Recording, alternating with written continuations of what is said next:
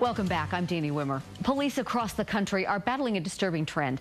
More and more people behaving erratically after using bath salts. And we don't mean the kind you use in the bathtub. It's a synthetic drug doctors and police call frightening because of what it does to the user. News specialist Peter Seymour joins us live with the first of a two-part series.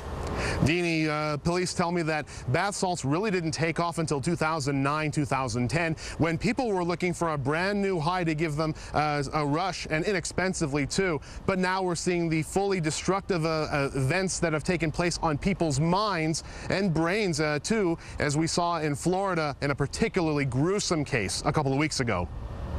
This story out of Miami shocked the world. 75 to 80% of his face was missing, and he was actually swallowing pieces of the man's face. A man attacked a homeless person, biting off his face. His victim still needs a facial transplant. The unofficial cause for the depravity? Bath salts, a synthetic cocktail that usually contains cocaine and speed. This Utah man says it's the worst illegal drug he's ever tried. I hallucinated. I was shaking. I felt out of my body experience. It was just not a good time.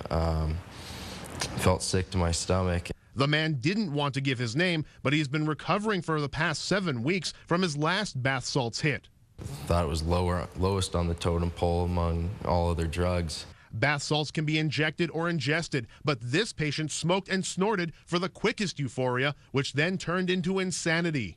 I broke my iPhone with a hammer after I changed the password 1,000,000 times, thinking somebody was going to hack into it. He was disgusted by the face eater in Miami, but not totally surprised. Michael Desjardins, a psychiatric nurse, says no one knows for sure what bath salts will do to the brain. People become psychotic. They will see things, hear things, and essentially become similar to schizophrenic persons. Perhaps the sickest thing of all, Desjardins says the makers of bath salts are not just street thugs, they're professional chemists. Really educated people are putting them together in formulations and then selling them to different head shops, smoke shops, and then convenience stores. All therapists can do, Desjardins says, is to treat the root causes for bath salts abuse and not the drug itself. It's a lot of good people that are using these drugs, and they're doing it because they're suffering. They're suffering from a lot of emotional and mental disorders.